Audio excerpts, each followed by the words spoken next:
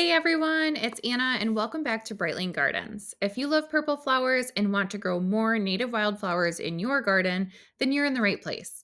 Today I'm sharing 11 stunning purple native wildflowers arranged from full sun to full shade, so no matter what kind of light you have, you'll find the perfect plant for your space. Purple is a commonly requested flower color here at our native plant nursery because it complements other colors like yellow, orange, and white very well. Plus, these beauties support pollinators and add vibrant color to your landscape. Let's get started. We're going to start out with our first section, which is dedicated to full sunflowers, or those that prefer 6 or more hours of direct sunlight to reach their full potential. First on our list is a fan favorite. It's probably one of our most requested flowers here at Bright Lane Gardens, and that is Purple Coneflower, a native favorite known for its large daisy like blooms that appear from midsummer to early fall. These vibrant flowers attract butterflies, bees, and goldfinches that feast on their seeds. Purple coneflower thrives in full direct sun, where it can soak up at least 6 hours of direct light daily. It prefers well drained soil and can handle drought conditions once established, making it an easy and resilient addition to any native garden or prairie restoration project. It can grow 2 to 4 feet tall and spreads about 1 to 2 feet wide. Also known as bee balm, wild bergamot is a magnet for pollinators, producing lavender purple spiky flowers that bloom in mid to late summer. There is also a red version of bee balm with striking scarlet blooms that is also native to North America, and when these two are planted together, they make quite the pair. Wild bergamot loves full sun, but can tolerate some light shade in the afternoon. It grows best in dry to medium, well drained soil, and once established, it can handle poor soil conditions without much fuss at all. Expect to see hummingbirds, butterflies, and bees buzzing around this fragrant beauty all season long. It reaches 3 to 4 feet in height and spreads 2 to 3 feet wide. A fun side fact about wild bergamot is that it's a completely edible plant and is widely used for medicinal purposes across the world. If you love vertical accents in your garden, Blazing Star is a fantastic choice. This tall native wildflower produces dense spikes of purple blooms that open from the top down, making it a striking focal point from mid to late summer. Blazing Star thrives in full sun, where it can grow in well drained, sandy, or loamy soil. Pollinators like butterflies and bees are drawn to its nectar rich flowers, and once established, it's highly drought tolerant, making it a low maintenance powerhouse for native plant gardens. It grows 2 to 5 feet tall and spreads about 1 to 2 feet wide. If you want some color in your garden lasting far beyond the summer months, then this next pick is for you. Prairie Ironweed is a late season standout, producing vibrant purple flowers atop tall, upright stems in late summer through early, even late fall. This is a unique flower that can add different texture to traditional landscape styles. Ironweed thrives in moist to medium soils, making it a great addition to prairies, rain gardens, and meadow plantings. It provides a critical nectar source for butterflies and bees long after many other flowers have faded. This robust plant can grow 4 to 6 feet tall, making it a striking vertical element in your garden design. Our next pick is a unique nitrogen fixing wildflower that is a beneficial addition when planting beside fruit trees, berry bushes, and other nitrogen hungry plants. Purple prairie clover produces small, round purple blooms stacked along tall, slender stems. This dainty flower looks best when planted in groups or large clusters. Purple prairie clover thrives in hot, dry conditions and is an excellent choice for restoring soil health and attracting pollinators. Blooming in midsummer, it provides a valuable nectar source for bees, butterflies, and other pollinators. Prairie clover does best in full sun with sandy or rocky but well drained soil. It stays compact, reaching 1 to 3 feet tall and spreading about a foot wide.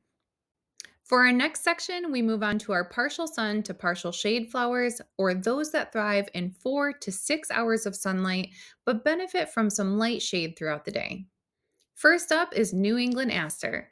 This variety of aster is one of the last wildflowers to bloom in the fall, making it an essential late season food source for monarch butterflies and native bees. This variety of aster thrives in rich, moist soil and does best in full sun to partial shade conditions. The flowers are a bright purple with yellow centers, blooming in late summer through fall. Because it can grow quite tall, sometimes reaching up to 6 feet, it's best placed at the back of garden beds or in naturalized meadow plantings. If you have a wet garden space, low areas that are prone to collecting water, or live along a creek or pond, then this next pick is for you. Great Lobelia, sometimes known as Great Blue Lobelia, is a must have native plant for wet areas. This moisture loving wildflower produces tall spikes of bluish purple flowers from late summer to early fall. Great Lobelia thrives in rain gardens, wet meadows, and along pond edges. It attracts hummingbirds and bumblebees, making it a valuable pollinator plant.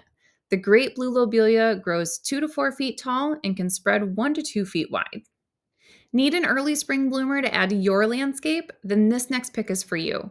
Wild Geranium is one of the earliest blooming native wildflowers, producing soft lavender purple blooms early in the spring before many other plants have even emerged from the ground. Wild geranium thrives in woodland edges, shaded gardens, and along forest paths, making it a great choice for partial sun to dappled shade. This plant grows 1 to 2 feet tall and spreads slowly over time, forming a beautiful ground cover in native plant landscapes. Our final section is one that many of you have likely been waiting for. This one is dedicated to the rare purple wildflowers that can bloom in full shade conditions, typically defined as less than 4 hours of sunlight per day. The first pick on our list is a prolific spreader, which can be either a blessing or a curse depending on what you need for your landscaping. Spiderwort is a versatile woodland wildflower that produces deep purple, three-petaled flowers that bloom in the morning and close by the afternoon. Spiderwort thrives in moist soils and can handle dappled shade, making it an excellent choice for woodland gardens, shaded borders, or naturalized areas. It blooms from early spring through late summer, supporting native bees. Spiderwort grows 2 to 3 feet tall and can spread up to 2 feet wide, typically spreading through underground rhizomes. Next on our list is another shady favorite of mine, and that is tall bellflower. This variety of campanula is a graceful woodland wildflower that produces delicate blue-purple, star-shaped flowers along tall, slender stalks. Unlike many bellflowers, this species stays open-faced, making it a lot easier for pollinators like bees and butterflies to access its nectar. Tall bellflower blooms throughout summer and thrives in moist, rich soil in full to partial shade. Reaching heights of 3 to 5 feet, it makes a stunning vertical accent in shaded native plant gardens. The final plant on our list is the bluewood aster. This shade loving aster blooms in late summer through fall, producing small, starry lavender blue flowers that attract bees and butterflies. It is great for naturalizing in woodland gardens and can tolerate dry shade, which makes it capable of thriving in shaded areas of your yard that are less likely to receive precipitation, such as under the canopies of dense trees. Unlike its relative, the New England Aster, Bluewood Aster can bloom in partial to full shade conditions and add striking clusters of pale blue to purple flowers to the shadier areas of your landscaping. This aster thrives in dry to medium dry soil and blooms in late summer to early fall, sometimes even blooming right up through the first frost. That concludes the list of our top 11 favorite purple native wildflowers. I'm sure there were some varieties that you've heard of before, but I hope you were able to discover a few new ones to try out in your landscaping this year. Including purple native wildflowers in your gardens and landscapes does more than just adding a pop of your favorite color. It's a way to protect the natural balance and beauty that defines our region. These plants provide food and habitat for local wildlife and play a crucial role in maintaining healthy ecosystems. Appreciate the diversity that these flowers can bring and understand their importance that goes way beyond beauty, such as ecological benefits and regional restoration. By rewilding our yards with regionally native plants, we can ensure that these treasures continue to thrive for future generations to enjoy. Remember, every plant nurtured in your garden is part of a much larger picture, connected through ecological relationships and visual appeal that make our natural landscapes incredibly valuable.